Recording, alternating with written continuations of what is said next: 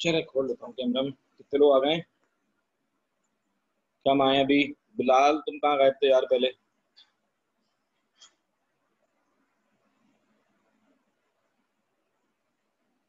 हाँ, मैं एक आज जो डिस्कस करूंगा कुछ पास पेपर के अंदर कुछ इंपॉर्टेंट पॉइंट्स हैं। एक पॉइंट ये है कि अगर आपको जो है वो इन्वेंट्री गिवन है और इन्वेंट्री क्लोजिंग गिवन है और उसके अंदर आपको एक लैंग्वेज लिख के दिए जा रही है कि आपकी जो इन्वेंट्री है उसके अंदर कुछ अमाउंट ऐसा है 20,000 की कॉस्ट का जो कि डैमेज हो गया और उसकी मार्केट में नेट रियलाइजेबल वैल्यू जो है वो है कम हो गई है। नेट वैल्यू उनकी 8,000 हो गई, 10,000 की जगह या 20,000 की जगह 8,000 हो गई है। तो हम इन्वेंट्री को कैसे रिकॉर्ड करेंगे, इन्वेंट्री का अमाउंट कैसे रिकॉर्ड करेंगे? तो इन्वेंट्री क्लोजिंग के बारे में पहले तो समझा दूं। पहले देखें, अगर आपके सवाल में एक लैंग्वेज लिखी हुई है कि इन्वेंट्री इन्वेंट्री एट 30th अप्रैल 2010, ये मैं ईयर बता देता हूँ ताकि आप लोग घर पे इसको क्वेश्चन कर लें। ये ईयर की जो बात मैं कर रहा हूँ ये क्वेश्चन है मई 2010। ठीक है जी। वेरिएंट 21 और क्वेश्चन नंबर है 1। मैं पूरा सवाल नहीं करा रहा, कल से पूरे सवाल कराऊंगा। अभी मैं आपको जो जो जो पॉइंट्स आपने पढ़े नहीं है, ओ लेवल में नहीं पढ़े थे, उसको डिस्कस कर रहा हूँ।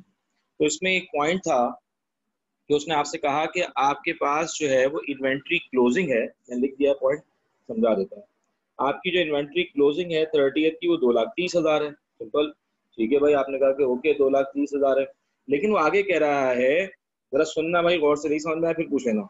Inventory at 30th April 2010 cost $230,000। अगर बात यहाँ तक हो जाती तो बात खत्म हो जाती। Inventory closing cost of sale में हम माइनस करते हैं 230,000 से। लेकिन वो कह रहा है दिस इंक्लूड इन्वेंट्री, उसमें वाली इन्वेंट्री भी शामिल है 20,000 की जो कि डैमेज हो गई थी और उसकी नेट रियलाइजेबल वैल्यू जो है बाद में वो 9,000 बन गई। तो अब आप बताइए कि एक्चुअल इन्वेंट्री कितनी जाएगी कॉस्ट ऑफ सेल में, या इन्वेंट्री क्लोजिंग को कितना अमाउंट से कंसिडर किया जाएगा? तो आपको पता होना चाहिए कि मार्केट और cost whichever is lower, net realisable value lower of cost के ऊपर रिकॉर्ड होता है।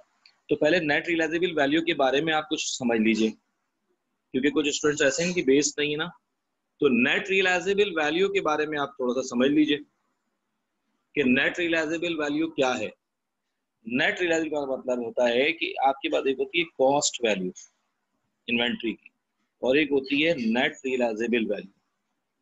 नेट रियलाइजेबल वैल्यू कैसे निकाली जाती है वो भी मैं बताऊंगा, लेकिन पहले अगर आपको दोनों चीजों की अमाउंट दी हुई हो, सपोज दैट इसकी 10,000 दी हो और इसकी 7,000 दी हो, तो हम इन्वेंट्री में जो चीज रिकॉर्ड करेंगे विच एवर इज लोअर, जो भी लोअर होगी वो रिकॉर्ड करेंगे, चाहे वो एनआरवी हो चाहे वो कॉस्ट हो। ऐसा भी हो सकता है कि कॉस्ट कम हो और एनआरवी ज्यादा हो जाए। वो एनआरवी ज्यादा कैसे हो जाती है उसका भी आपको बता दूं कि एनआरवी कैसे निकालते हैं। नेट रियलाइजेबल वैल्यू का मतलब होता है कि जब आपकी कोई चीज ऑब्सोलीट हो जाती है, मार्केट में पुरानी हो जाती है या आउटडेटेड हो जाती है या डैमेज हो जाती है, तो आप जो है क्या करते हैं, उसको उसको निकालना तो होता है, उसकी मार्केट वैल्यू तो निकालनी होती है। तो अब उसकी मार्केट वैल्यू कम हो जाती है तो कभी कभार आप वो जो मार्केट वैल्यू लगाते हैं ना वो रियलाइजेबल वैल्यू कहलाती है। कभी कभार उसके ऊपर एक्स्ट्रा कुछ अमाउंट फिनिशिंग करने के लिए लगाना पड़ता है उसके ऊपर, या फिर जिसको आप बेच रहे होते हैं वो कहता है भाई मुझे तो आप घर पे पहुंचाएं, आप उसकी ट्रांसपोर्टेशन कॉस्ट भी उसमें ऐड करके इसमें लगाएं। तो फिर आप उसकी ट्रांसपोर्टेशन कॉस्ट या उसकी रिपेयरिंग कॉस्ट जो माइनर रिपेयरिंग होती है वो भी लगा देते हैं। तो उसके बाद जो फाइनली आपको जो चीज पड़ती है वो पड़ती है नेट रियलाइजेबल वैल्यू। वो आपकी नेट रियलाइजेबल वैल्यू होती है, यानी कि वो कॉस्ट आपकी नेट रियलाइजेबल वैल्यू होती है। और जो कॉस्ट आपके सामने दी होती है अगर वो नेट रियलाइजेबल वैल्यू से कम हो, कभी कभार ऐसा भी होता है कि आपकी कॉस्ट की वैल्यू नेट रियलाइजेबल वैल्यू से कम होती है, कॉस्ट की वैल्यू कम हो जाती है, तो हम इन्वेंट्री के अंदर सिर्फ वो अमाउंट रखते हैं जो कि लोअर होता है। क्योंकि इन्वेंट्री जाहिर बात है हायर होगा तो हम उसको रखेंगे क्यों। तो इन्वेंट्री के अंदर हम, स्टॉक के अंदर हम रिमेनिंग वो चीज रखते हैं जिसकी कॉस्ट कम होती है, ताकि अगर हम उसको कॉस्ट कम होगी तो हम उसका इंतजार करेंगे, यार चलो अभी कॉस्ट कम है इसको अंदर रखते हैं, आप उसकी मार्केट के अंदर जब थोड़ी बढ़ जाएगी तो बेच देंगे। तो जो भी लोअर ऑफ कॉस्ट होती है वो हमारी एडजस्टिंग होती है। अब वो यहाँ पर कह रहा था कि आपकी 2,30,000 की क्लोजिंग इन्वेंट्री है टोटल। वो कह रहा है इस क्लोजिंग इन्वेंट्री में से 20,000 की इन्वेंट्री वो थी जो कि डैमेज हो गई थी और उसकी नई वैल्यू जो है वो नेट रियलाइजेबल वैल्यू निकाली गई तो वो आई 9,000। सवाल में कह रहा है तो अब क्लोजिंग इन्वेंट्री का अमाउंट कैसे लिया जाएगा? बहुत सिंपल है। आपने क्या करना है, 2,30,000 की जो इन्वेंट्री टोटल थी उसमें से पूरे 20,000 को आप कर दें माइनस। पूरे 20,000 को आप कर दें माइनस, यानी कि अब आपकी इन्वेंट्री जो बची वो 2,10,000 की बची। इस 2,10,000 में अब आपकी जो नेट रियलाइजेबल वैल्यू है वो कितनी है? 9,000। यानी कि 20,000 वाली चीज अब कितने में, ये जो 20,000 वाली चीज तो हट गई, अब ये 20,000 की वैल्यू कितनी हो रह गई? 9,000। तो अब आप इसको ऐड कर दें 9,000 की, अब ये 20,000 की वैल्यू 9,000 पे चली गई है। तो इसका मतलब ये हुआ कि अब आपकी जो क्लोजिंग इन्वेंट्री रिकॉर्ड होगी वो कितने पे रिकॉर्ड होगी? 219,000 पर रिकॉर्ड होगी। तो ये जो चीज है कि अक्सर स्टूडेंट से गलती हो जाती है, तो वो गलती से बचाने के लिए मैंने आपसे बात की। अब आपको यहाँ पर लैंग्वेज बहुत अच्छी तरीके से कैलकुलेशन को समझना पड़ेगा, क्योंकि वो लैंग्वेज आपको थोड़ी सी मुश्किल देगा, बाकी इतना कोई आपको मुश्किल लगेगा नहीं, क्योंकि प्रोसीजर वही है, वही प्रीपेड होगा, वही सब कुछ चीजें होंगी, तो कोई ऐसा मसला नहीं है। तो ये थी एडजस्टमेंट नंबर 1, जिसके अंदर आपको नेट रियलाइजेबल वैल्यू दी हुई होती है। तो आप क्या करते हैं, क्लोजिंग इन्वेंट्री में से पूरी ओरिजिनल कॉस्ट को माइनस करके नेट रियलाइजेबल वैल्यू को ऐड कर लेते हैं। लेकिन अगर यहाँ पर ऐसा सिचुएशन होती कि वो कहता है कि भाई 20,000 की जो चीज है उसकी नेट रियलाइजेबल वैल्यू 21,000 आ गई है, तो हम 20,000 तो माइनस करते उसमें 21,000 ऐड कर देते। बस जो ओरिजिनल चीज है वो खत्म कर देंगे और नेट रियलाइजेबल वैल्यू को ऐड कर देंगे, तो हमारी नई वैल्यू आ जाएगी जो मार्केट में कंसिडर की जा रही है। ये पॉइंट समझ में आता है? तो मैं दूसरे पॉइंट पे आऊँ जिसमें एरर दिया हुआ है। सारी स्टूडेंट सारे कहाँ गायब हो गए? साथ सलाम। कल तुम क्यों नहीं आए, पहले तो मुझे ये बताओ। सर कल वो बात है, कल ही मेरी वालदा आई है सो गया से ना। अच्छा अच्छा, तो बस चलो ठीक है। अपोजिट लोग आए हुए थे, तो क्योंकि अलहमदिल्ला कल, तो अब आगे क्लास। क्योंकि मंडे ट्यूसडे की जो क्लास ना वो तुम्हारे लिए बहुत इंपॉर्टेंट है। साथ देखो, जिस लेवल पे हम अभी हमारा कोर्स आगे चलता चला जाएगा ना, बहुत ऐसा होगा कि आपको परेशानी ना हो जाए। तो इस परेशानी से बचने के लिए आपको जरूरी है कि आपकी बेस स्ट्रांग होती चली जाए। तो 9 to 10 के अंदर मैं सारा इनकम स्टेटमेंट का पूरा मैंने पॉइंट ऑफ व्यू कराने की कोशिश करता हूँ। खैर कल तो क्लास मैंने ज्यादा 9 to 10 में नहीं ली, 8 to 9 में बहुत ज्यादा ली। उसमें मैंने स्टेटमेंट ऑफ फाइनेंशियल पोजीशन और इनकम स्टेटमेंट वगैरह सब कराया। लेकिन आप कोशिश कीजिएगा कि जरूर आए। मुझे राफे से कोई प्रॉब्लम नहीं है, राफे घर पे खुद स्टडी कर लेता है। अब्दुल मोइस तुम भी नहीं आए थे मेरे ख्याल में, आए थे कल? नहीं सर, अब्दुल, नहीं आया। तू नहीं आया बेटा, क्यों जाया कर रहे हो टाइम इतना? तो मसरूफियत थी कल तुम्हें 9 to 10 में है? क्या वजह थी ना आने की? सर आपने मेरा नाम लिया ही नहीं था। जी जी, मैंने आपका नाम 9 to 10 वाले में लिया था मोइस साहब। आपने नहीं लिया था, आपने मुझे मना कर दिया था। अच्छा, चले भाई, अब मैं आपको बता रहा हूँ कि आप 9 to 10 वाले में आएंगे, क्योंकि अब तो मैंने 9 to 10 में कह दिया ना कि मैं पूरा फाइनेंशियल स्टेटमेंट रिपीट करा रहा हूँ। तो उसके अंदर एडजस्टमेंट में आप कहीं फंस रहोगे तो आपका फायदा हो जाएगा। और आज ये कहाँ गए हैं सारे स्टूडेंट, को नजर ही नहीं आ रहा है यार। आज तो बहुत कम स्टूडेंट आए हैं, 1 2 3 4 5 6, जस्ट 6 स्टूडेंट्स। सैयद अब्दुल्ला। जी सर। हाँ भाई, तुम कल क्यों नहीं आए? सर मैं कल आया 9:05 पे, तो मैंने देखा सिर्फ 3 बच्चे, तो मैंने भी छोड़ दिया। मैंने कहा बिगनर्स को पढ़ा रहे शायद। नहीं, कितने बजे आए थे तुम?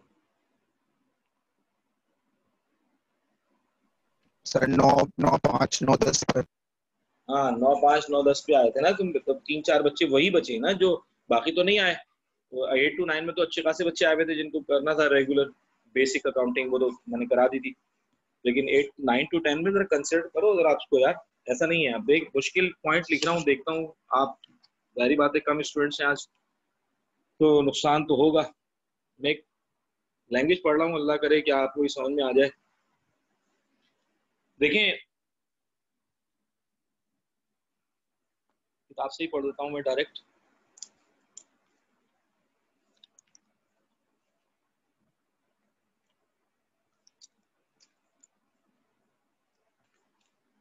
ये देख, नहीं नजर आ रहा है आपको, जितना नहीं आ रहा आपके पास एएस की बुक अगर है टॉपिकल, तो उसमें ये पॉइंट नंबर 2 है जो बहुत ज्यादा घुमा के उसने दिया है। अच्छा खासा बच्चा जो है ना इस पॉइंट में परेशान हुआ था। मेरा मकसद था आज इस पॉइंट को डिस्कस करना। मैं पढ़ रहा हूँ, आप सुनिएगा, फिर मैं इसको बेशक लिख के भी दे दूंगा, या आप लिखना चाहें तो लिख लें इसको अपने पास। इसमें लिखा हुआ है warehouse fitting were sold during the year, the proceeds of $10,000 were debited to the bank account and credited to property और बिल्डिंग अकाउंट। गौर करना, आपने बेचा क्या है? वेयर हाउस फिटिंग बेची है, और आपने उसको क्रेडिट में लिख दिया कि आपने क्या बेचा है? बिल्डिंग बेची है। एरर हो गया ना।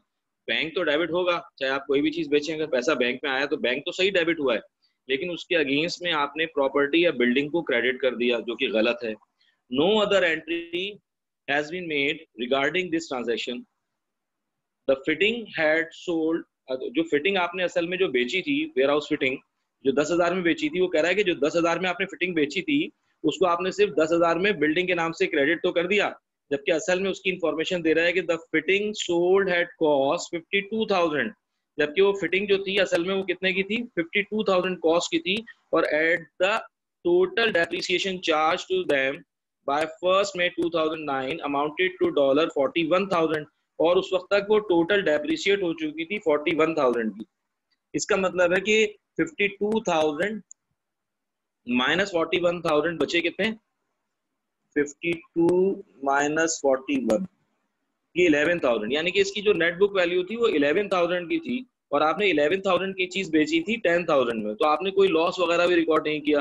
No depreciation is charge of the year of disposal, कोई आपने डिस्पोजल का चार्ज नहीं करना था। अब आपको वो कहता है कि बताइए कि एंट्री सही कैसे होगी, इसका इम्पैक्ट कैसे होगा।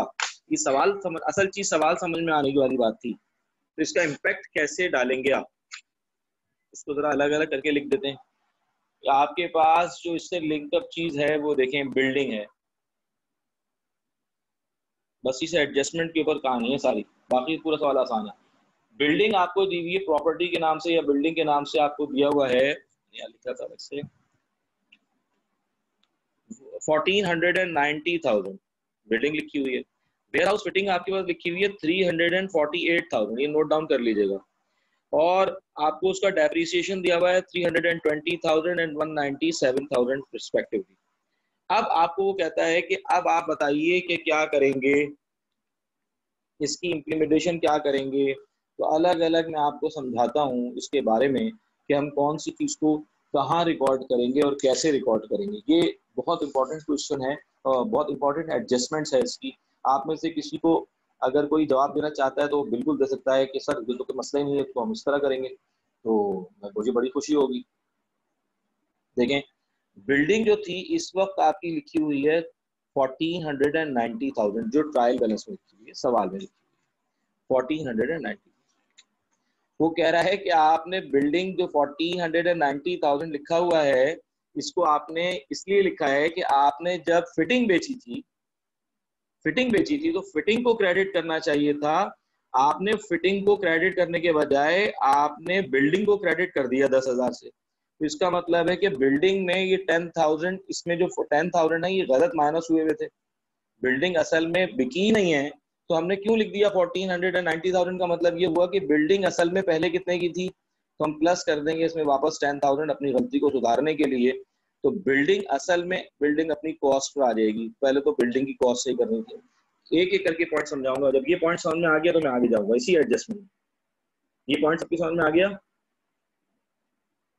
कि बिल्डिंग हमारे पास सवाल में लिखी है 1,490,000, वो इसलिए लिखी हुई है कि वो कह रहा है कि आपने गलती से बिल्डिंग को 10,000 से क्रेडिट कर दिया था, आपने बिल्डिंग बेची नहीं है, तो आपने बिल्डिंग को क्रेडिट क्यों कर दिया? तो इसलिए हम बिल्डिंग को वापस ऐड करके बिल्डिंग को ओरिजिनल कंडीशन पर लाएंगे ताकि आगे उसका डेप्रिसिएशन सही तरह निकाल सकें। तो ये पॉइंट बिल्डिंग वाला तो क्लियर हो गया, यस और नो? जी सर। ये समझ में आता है? जी सर। ये सबकी समझ में आता है पॉइंट? तो हाँ, अब हम आगे चलते हैं। अब वो कहता है कि भाई आपने तो फिक्सचर और फिटिंग, जी बेटा मुझे जरा तो वो आप क्वेश्चन नंबर बता दें, बिकॉज सर वो इंटरनेट सही नहीं चल रहा था, कनेक्ट नहीं हो रहा था। मैंने अभी ज्वाइन किया सर, अभी भी बहुत अटक रहा था। आज मेरे साथ भी इंटरनेट का मसला ये हो रहा है। बीच में मेरी अभी A2 की क्लास चल रही थी, उसमें ये ऐसा हो रहा था। ये ब्लर आ रहा था। अब ये देखो बेटा, ये लिखा हुआ है, जल्दी से सवाल उतार लो फिर वो पूरा। मई 2010 वेरिएंट 21। ये नुमान मलिक में से ही है। नुमान मलिक के बुक में भी है, और वैसे तो मैंने ईयर लिख दिया ना। जी ठीक है, मेरे पास नुमान मलिक है, मैं खोल लेती हूँ। बिल्कुल खोल लो। तो ये जो अच्छा अभी बात हमारी जो चल रही थी, जरा गौर से सुनो। पॉइंट नंबर 2 है एडिशनल इंफॉर्मेशन में, बहुत अच्छा पॉइंट था, इसको मैं अलग अलग करके समझा रहा हूँ। अब उसने कहा कि यार आपने बिल्डिंग तो भेज दी 10,000 की, फिटिंग तो भेज दी 10,000 की, और आपने उसकी एंट्री कर दी। तो भाई असल में तो आपने, आपके पास, अब जरा सुनना, ये मैं एक नॉलेज के लिए बता रहा हूँ। आपने चीज बेची, वो कितने में बेची? 10,000 में। लेकिन वो फिटिंग जो थी, मैं फिटिंग लिख रहा हूँ, वेयर हाउस फिटिंग नाम है इसका पूरा। वेयर हाउस फिटिंग जो आपने बेची, उसकी जो कॉस्ट थी वो 52,000 थी। और जब आपने बेची तो उसका जो डेप्रिसिएशन था वो 41,000 था। आपको याद होगा, ये डेप्रिसिएशन है। आप 52,000 से 41,000 माइनस करेंगे तो ये 11,000 इसकी क्या आ जाएगी? Net book value. इसका मतलब ये हुआ कि जो आपने 11,000 में चीज बेची है, उसकी नेट बुक वैल्यू 11,000 जो है वो आपने 10,000 में बेची है। तो अब देखें, sales price minus net book value is equal to profit और लॉस। प्रॉफिट मतलब प्लस में आएगा, लॉस मतलब माइनस में आएगा। तो आपने 10,000 में जो चीज बेची है उसकी नेट बुक वैल्यू 11,000 थी। तो आपको 1,000 का जो लॉस हुआ वो भी आपने रिकॉर्ड नहीं किया। तो दूसरी बात, एक्सपेंसेस में लॉस भी रिकॉर्ड होगा। ये दूसरा पॉइंट भी समझ में आ गया होगा आपके, एक एक करके समझा रहा हूँ। तो पहला पॉइंट तो बिल्डिंग का अकाउंट सही कर लिया। दूसरा अकाउंट हमने क्या सही किया? लॉस कैलकुलेट किया। अभी मैं फिक्स फिटिंग के अकाउंट पे आऊंगा। ये दूसरा पॉइंट समझ में आ गया। मैं इसलिए बार बार पूछ रहा हूँ ताकि मैं मुतमईन हो जाऊं, फिर मैं आगे जाऊँ। ऐसा ना हो घिसपिच हो जाए फिर बाद में, अरे सर ये क्या क्या कर दिया आपने। तो इससे 6-6, 8-8 पॉइंट भी निकलेंगे बाजार। सेकंड वाला समझ में आ गया सर, फर्स्ट वाला रिपीट कर दें। फर्स्ट वाला इसलिए रिपीट कर दूं कि तुम नहीं आई थी ना, लेट आई थी। यस सर, सब इंटरनेट की वजह से। हाँ बेटा, फर्स्ट वाला ये था कि आपके पास, वो कह रहा था कि आपने फिटिंग को बेचा था 10,000 की कॉस्ट का। 10,000 की फिटिंग 10,000 में बेची थी आपने फिटिंग। तो आपने 10,000 की जगह पर बिल्डिंग को 10,000 से माइनस कर दिया था। भाई आपने जो चीज बेची वो क्रेडिट होगी या जो दूसरी चीज क्रेडिट हो जाएगी? जल्दी से बताओ। हमने फिटिंग बेची तो फिटिंग क्रेडिट होना चाहिए था। Yes sir. लेकिन हमने क्रेडिट गलती से किसे कर दिया? बिल्डिंग को गलत क्रेडिट कर दिया 10,000 से। तो कह रहा है कि बिल्डिंग के अकाउंट को तो बेचारी बिल्डिंग को तो पता ही नहीं था कि मैं बिक गई हूँ। तो अब बिल्डिंग पे वापस हम 10,000 ऐड करेंगे और बिल्डिंग को एग्जैक्ट पोजीशन पर लाएंगे 15 लाख। अब बिल्डिंग का काम खत्म हो गया, बिल्डिंग का काम खत्म हो गया। अब वो कह रहा है कि आपने जो फिटिंग बेची थी वो 10,000 में तो बेची थी, लेकिन उसके पीछे कहानी थी कि वो फिटिंग जो 10,000 में बेची थी, भाई उस फिटिंग की ओरिजिनल कॉस्ट 52,000 थी, उसका डेप्रिसिएशन 41,000 था, और उस पर लॉस हो रहा था 1,000 का, जो आपने रिकॉर्ड ही नहीं किया। तो हमने लॉस पहले निकाल लिया कि भाई लॉस तो है ना यार, लॉस तो इनकम स्टेटमेंट में जाएगा, एक एक्सपेंस हो गया। अब हम ये देखेंगे कि हमारी फिटिंग की जो वैल्यू है, ये जरा सुनना, ये अकाउंट बना के दिखाता हूँ, इससे ज्यादा समझ में आएगा। हमारी जो फिटिंग है, फिटिंग कॉस्ट और उसके प्रोविजन फॉर डेप्रिसिएशन पर क्या फर्क पड़ेगा, कितना जाएगा? ठीक है। तो फिटिंग की जो ओरिजिनल वैल्यू सवाल में लिखी हुई थी वो थी 348,000। वो हम बैलेंस ब्रॉट डाउन लिख लेंगे यहाँ पर 348,000, और उसका प्रोविजन फॉर डेप्रिसिएशन भी मैंने लिखा था 197,000। ये बैलेंस ब्रॉट डाउन दोनों के लिख लिया। अभी मैंने कोई चेंज लाया नहीं समझ में आया फिर पूछ लेना, ठीक है। फिटिंग की जो कॉस्ट थी 348,000, आपने वो 10,000 में बेची, लेकिन जब हम क्रेडिट करेंगे तो क्या हम सेल प्राइस क्रेडिट करते हैं, हम कॉस्ट प्राइस क्रेडिट करते हैं? हमेशा याद रखो कि हम कॉस्ट प्राइस जितनी थी वो जाएगी यहाँ से। तो यहाँ पर हमारे पास जो क्रेडिट होगा वो क्या होगा? 52,000। यानी कि फिटिंग जो थी वो 10,000 में बेची है, लेकिन उसकी ओरिजिनल कॉस्ट कितनी थी? 52,000। तो डिस्पोजल के अगेंस्ट में 52,000 से क्रेडिट होगी फिटिंग। ये बात समझ में आती है? ये बात की समझ में आती है? हमने 10,000 में तो बेची है, लेकिन उसकी ओरिजिनल कीमत 52,000 थी। और सर हिस्टोरिकल कॉस्ट प्रिंसिपल लगेगा ना? हाँ, हिस्टोरिकल कॉस्ट इसको लगेगा। Very good. तो 41,000 जो है वो डिस्पोजल हुआ है प्रोविजन फॉर डेप्रिसिएशन में, क्योंकि वो चीज आपकी खत्म हो चुकी थी। प्रोविजन फॉर डेप्रिसिएशन डिक्रीज होता है तो डेबिट होता है, फिटिंग जो है वो डिक्रीज होती है तो क्रेडिट होती है, क्योंकि फिटिंग कॉस्ट हमारी एसेट्स होते हैं और प्रोविजन उसका कॉन्ट्रा एसेट्स होता है, तो उसके वाइस वर्सा हो जाएगा।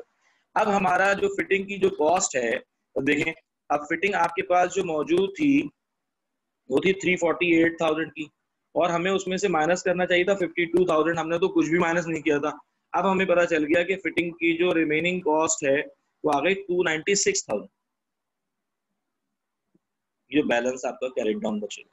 और इसी तरीके से 197,000 माइनस 41,000, तो 156,000 इसका जो है बैलेंस कैरी डाउन बचेगा 156,000, जो आगे फर्दर हम इसी की बेस के ऊपर हम आगे डेप्रिसिएशन वगैरह चार्ज करेंगे। तो फिटिंग, अब लॉस भी हमने क्लियर कर लिया, फिटिंग की कॉस्ट भी क्लियर कर ली, फिटिंग का अब फिटिंग की जो कॉस्ट है वो भी एडजस्ट हो जाएगी, जो आपके पास आगे सवाल पे जाएगी। तो ये जो चीज है ये बहुत इंपॉर्टेंट चीज है कि जब आप बैलेंस शीट में आप फिटिंग की कॉस्ट लिखेंगे तो कितनी लिखेंगे, 296,000, और उसके ऊपर फर्दर जो डेप्रिसिएशन होगा वो उसमें ऐड करके बैलेंस शीट में चले जाएगा। मैं खैर पूरा सवाल करा दूंगा जब, लेकिन मैं चाह रहा हूँ कि आप लोग करें, जो छोटी छोटी चीजें वो मैं कवर कराऊँ आप लोगों को। अब आपके पास ये चीज तो क्लियर हो गई। अब डेप्रिसिएशन कैसे निकालते हैं हम आगे बताएंगे। अभी तो फिटिंग वाली बात समझ में आ गई, फिटिंग पे जो चेंज आया, बिल्डिंग पे जो चेंज आया, मुझे एक बात ये भी क्लियर हो गया। डिस्पोजल कॉस्ट वो होती है ना जो हमने जैसे फिटिंग बेच दी है। डिस्पोजल में तुमने एक बार पहले भी 50 जिक्र किया था, सुन लो इधर इधर सुन लो, उसका जवाब तुम्हें इसमें मिल जाएगा। डिस्पोजल अकाउंट बना देते हैं, ऐसे ही तुम्हें समझाने के लिए। जो लॉस मैंने निकाला ना, ये डिस्पोजल के अगेंस्ट में निकाल के दिखाता हूँ, तुम्हारा फायदा हो जाएगा। डिस्पोजल का जब अकाउंट बनाते हैं तो उससे हमें पता चलता है कि प्रॉफिट हुआ या लॉस हुआ। इसका एक तरीका होता है, मैक्सिमम 4 एंट्रीज इसमें जाती हैं। पहली चीज, कितनी कॉस्ट की थी वो फिटिंग, तो फिटिंग कॉस्ट थी 52,000, हमेशा डिस्पोजल के अकाउंट में डेबिट हो जाती है। उसका डेप्रीसिएशन कितना था, प्रोविजन फॉर डेप्रीसिएशन जब वो डिस्पोजल हुई 41,000। कितने में बिकी, बैंक 10,000।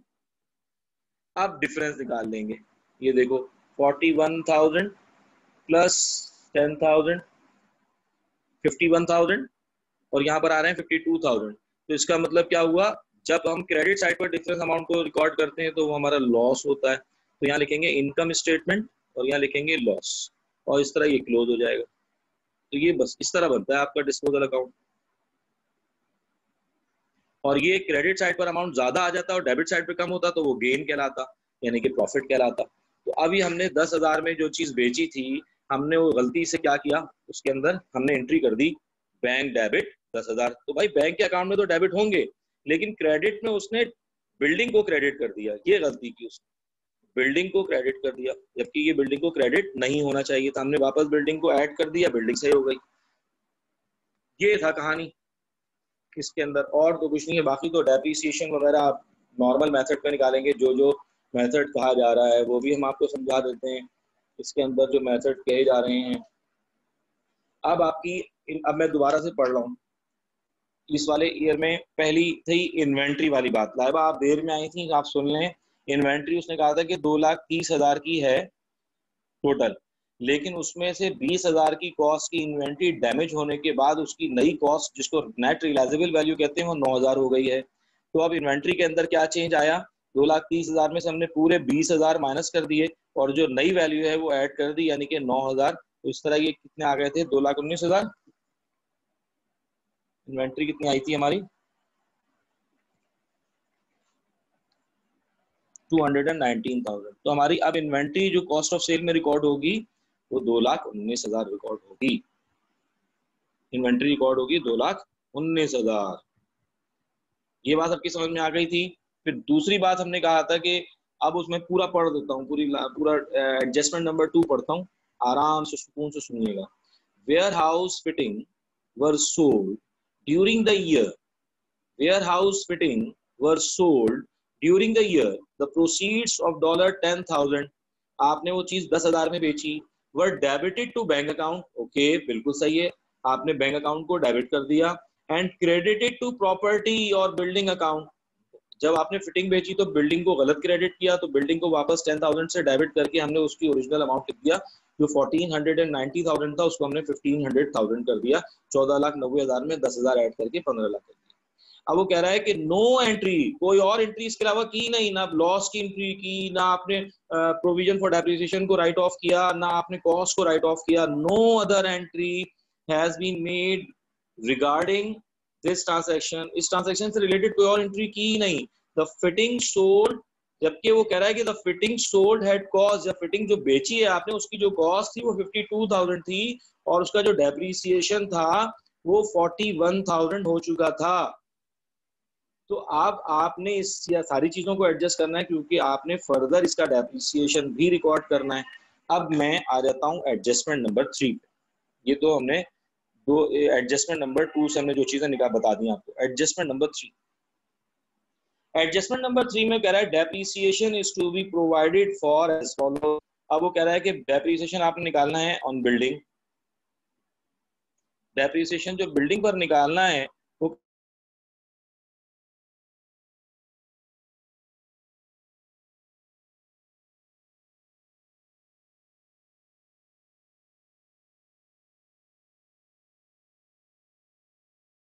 कितनी हो गई 1500,000, जिसका 2% जब आप निकालेंगे तो वो आपका डेप्रिसिएशन चार्ज होगा इस साल में इनकम स्टेटमेंट में 30,000। तो ये 30,000 आपका डेप्रिसिएशन चार्ज होगा जो इनकम स्टेटमेंट में जाएगा। ये नोट डाउन करते रहना।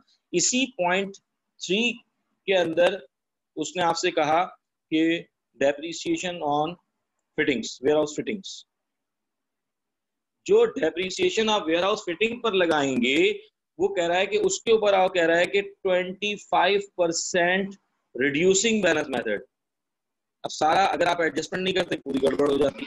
तो रिड्यूसिंग बैलेंस मेथड में हम क्या करते हैं, फॉर्मूला हमने बताया था डेप्रिसिएशन निकालने का रिड्यूसिंग बैलेंस मेथड का, cost of asset minus accumulated या provision for depreciation into rate.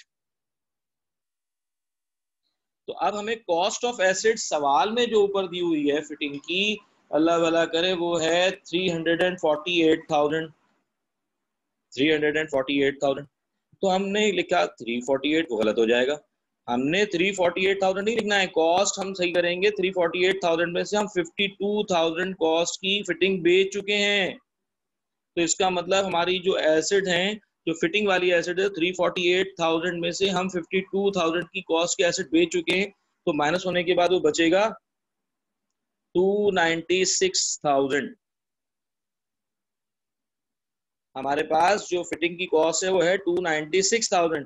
अब इसमें से लेस करेंगे प्रोविजन फॉर डेप्रिसिएशन। तो प्रोविजन फॉर डेप्रिसिएशन ऑलरेडी जो लिखा होता है वो, और जो राइट ऑफ हो गया वो, तो उसके बाद हम निकालेंगे कि भाई वेयर हाउस का डेप्रिसिएशन कितना निकलेगा। तो ये आप लोगों से गलती नहीं होना चाहिए। तो ये वेयर हाउस का डेप्रिसिएशन निकालने के लिए हमने क्या किया, पहले तो हमने इसको 296 में कन्वर्ट किया कॉस्ट को। पहली चीज तो हमारी ये थी कि 296 में कन्वर्ट हो गया।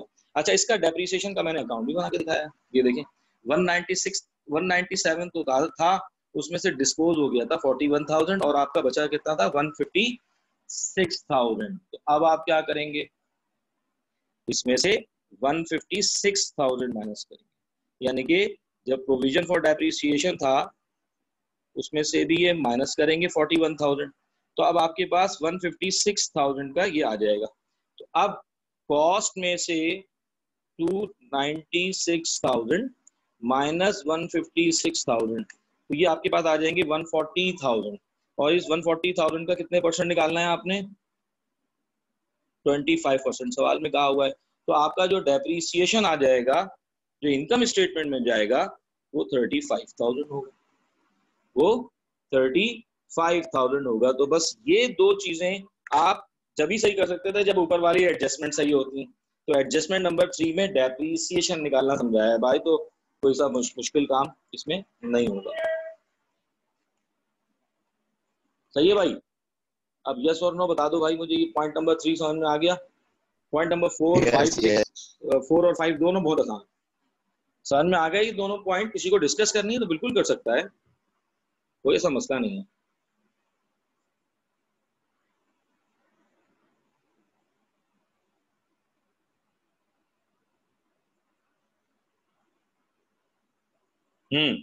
ताहा बेटा तुम कहाँ हो? ताहा सिद्दीकी, माइक ऑन करो। यार मेरा मोबाइल किसी वक्त भी ऑफ हो सकता है, अगर मैं ऑफ हो जाऊं तो माजरत, क्योंकि मैं 3-4 घंटे से कंटिन्यू मोबाइल भी पढ़ा रहा हूँ, सर तो वो मोबाइल जो है वो चार्ज करने का टाइम नहीं सर मिला। ताहा के मामू का ना एक्सीडेंट हो गया था, तो उनकी टांग फ्रैक्चर हो गई बारिश में, तो वो इसलिए बिजी है वो। तो ताहा तो अभी नजर आ रहा है क्लास में। सर पता नहीं, शायद हॉस्पिटल में हो। अबे अभी क्लास में ताहा सिद्दीकी है, मेरी आवाज सुन हाँ रहा सर, होगा वो। ज्वाइन कर लिया होगा, पता नहीं, शायद बोल लिया हॉस्पिटल में। अच्छा अल्लाह खैर करे, चल ताहा से मैं बात कर लूंगा पर्सनली। अच्छा ये पॉइंट समझ में आया सबके? मैं सबको इसलिए बोलता हूँ यार, मैं नाम से लूंगा तो टाइम वेस्ट होता है। सबको ये समझ में आए पॉइंट्स? अच्छे पॉइंट है ना, पता चल रहा है एएस लेवल पे पढ़ रहे हैं आप। कोई भी चीज Yes. नहीं समझ में आएगी तो मेहनत आपको करनी पड़ेगी खुद से।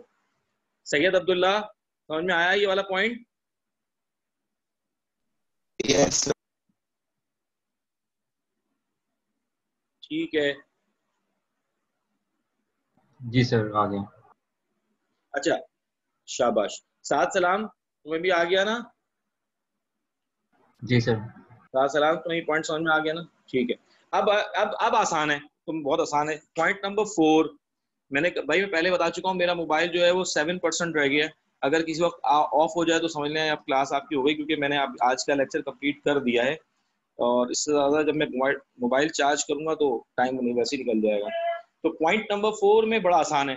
पॉइंट नंबर 4 में कह रहा है कि भाई अदर पेबिल अक्रूड। तो अक्रूड तो तुम लोगों को आंखें बन के पता होना चाहिए। वो कह रहा है अदर पेबिल में वेजेस है कितनी? 12,000 की। तो वेजेस क्या हो जाएगी? ऐड हो जाएगी। ऊपर जो वेजेस दी हुई है उसमें ये वेजेस ऐड हो जाएगी, टोटल वेजेस एक्सपेंसेस में चली जाएगी। और अदर पे बिल में कह रहा है डिस्ट्रीब्यूशन एक्सपेंस, सेलिंग एक्सपेंस को कहते हैं। डिस्ट्रीब्यूशन एक्सपेंस भी अक्रूड है 5,000 के ऊपर। आप देखिएगा डिस्ट्रीब्यूशन एक्सपेंस अगर दिए हुए हैं दिए हुए उसमें की अमाउंट ऐड हो जाएगा, टोटल एक्सपेंसेस चले जाएंगे। और ये जो अमाउंट है जो ऐड हो रहे हैं ये करंट लायबिलिटी में भी जाएंगे इसी अमाउंट से। इसके बाद लोन इंटरेस्ट आपको कह रहा है कि आपने खुद निकालना है, वो भी मैं आपको निकाल के दिखा चुका हूँ। लोन इंटरेस्ट आपको निकालना है तो ऊपर लोन के बारे में आपको तफसील दी हुई है कि 12% लोन है, कोई महीना महीना दिया हुआ नहीं है, 12% लोन निकाल लेना, कोई सा मुश्किल बात नहीं है ये भी। इसके बाद वो कह रहा है अदर रिसीवेबल। अदर रिसीवेबल के नाम से जो चीज़ होती है वो प्रीपेड होती है, आसान लैंग्वेज है ये, तो वो लेवल वाली है। अदर रिसीवेबल में कह रहा है कि इंश्योरेंस हम आपको बता रहे हैं कि 2,000 है, क्या हो जाएंगे? माइनस हो जाएंगे, क्योंकि इसका मतलब है कि वो इंश्योरेंस का अमाउंट है जो अगले साल हमारा खर्च होगा, तो इस साल नहीं होगा, तो ये करंट एसेट में भी जाएंगे अदर रिसीव के नाम से, और इनकम स्टेटमेंट के लिए माइनस हो जाएंगे। तो आपका ये 19 नंबर का इनकम स्टेटमेंट आया था और 11 नंबर का की बैलेंस शीट आई थी, यानी कि स्टेटमेंट ऑफ फाइनेंशियल पोजीशन। कितने नंबर हो गए ये? 30 मार्क्स हो गए। यस 30 ज्यादा हो गए ना?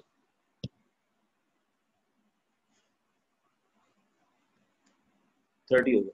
तो ये 30 मार्क्स का क्वेश्चन आपका इस तरह का आया था। तो आप लोग काइंडली इसको अब इस सवाल को कंप्लीट करें, या आपका तकरीबन होमवर्क हो जाएगा कि आप इस सवाल की पूरी इनकम स्टेटमेंट और स्टेटमेंट ऑफ फाइनेंशियल पोजीशन बनाएं।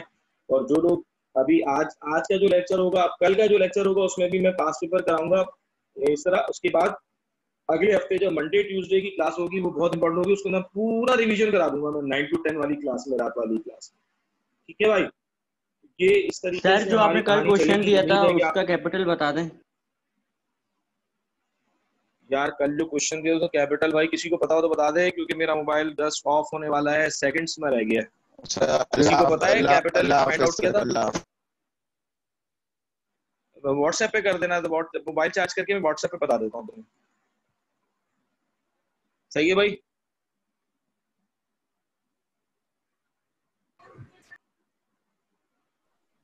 जी सर। अल्लाह हाफिज। बस मैंने कहा जब खुद ही पावर ऑफ हो जाएगी तो अल्लाह हाफिज हो जाएगा।